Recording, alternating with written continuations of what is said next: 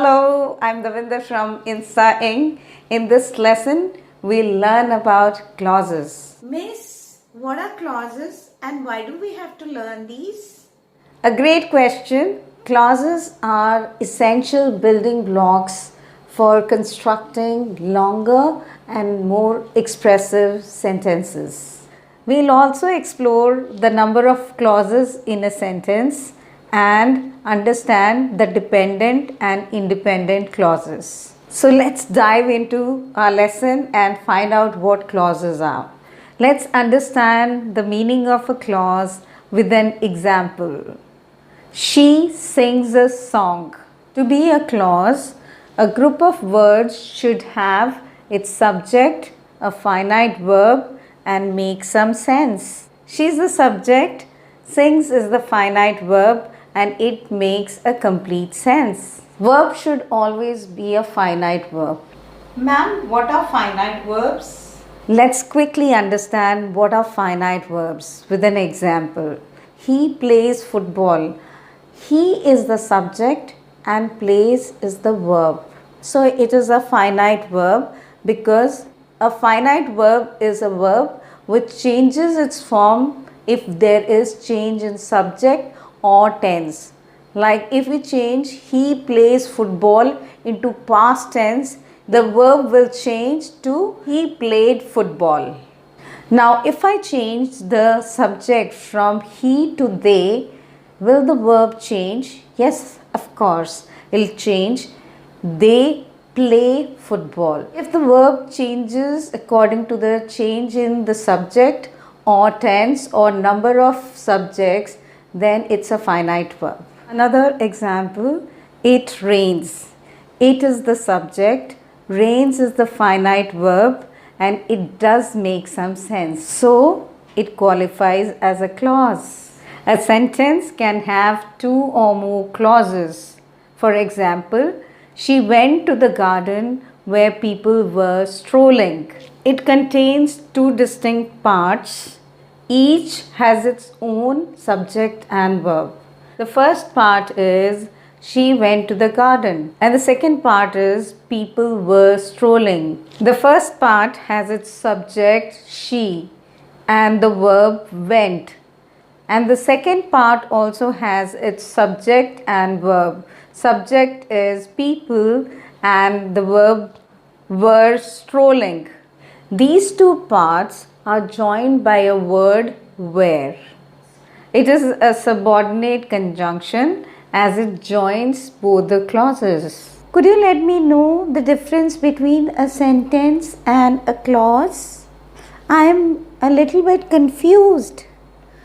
The difference between a sentence and a clause is that a sentence is a collection of words, a complete thought, and can stand alone as a meaningful unit of communication, while clauses may or may not convey full meaning. Independent clauses are more like sentences, while dependent clauses rely on independent clauses to make some sense. Let's understand independent and dependent clauses with an example. The children entered their class after the bell had gone. This sentence has two parts. The children entered their class is the first part, and the second part is after the bell had gone. The first part can stand alone as a complete sentence with a subject, the children, and a verb entered. The second part cannot stand alone as a complete sentence because it is dependent on the first part for its meaning. It simply means that if we delete the first part of the sentence, the children entered their class, and keep just the second part of the sentence, that is, after the bell had gone, it won't make sense on its own because it lacks context. It depends on the first part to have meaning. So the second part is the dependent clause. But if we delete the second part after the bell had gone and keep just the first part. The children entered the class. It still makes complete sense. So, it can stand alone and doesn't depend for its meaning on the second part. Let's find the independent and dependent clause in this sentence. If you don't work hard, you will fail. It can be divided into two parts. If you don't work hard is the first part, and the second part is you will fail. The first part is the dependent clause, as it cannot stand by itself as a complete sentence. Moreover, it starts with a subordinate conjunction, if. So it gives an idea that it is a dependent clause.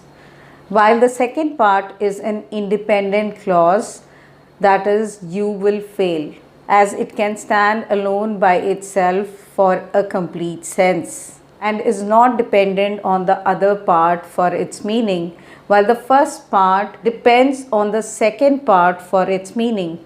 One of the key tips to identify the dependent clause is to look for the presence of subordinate conjunction like when, where, although, though, etc. Yes, now I get it. The one which can stand by itself and doesn't depend on the other is an independent clause, while the one which is depending on the other for meaning is a dependent clause. Now, clauses are a piece of cake for me.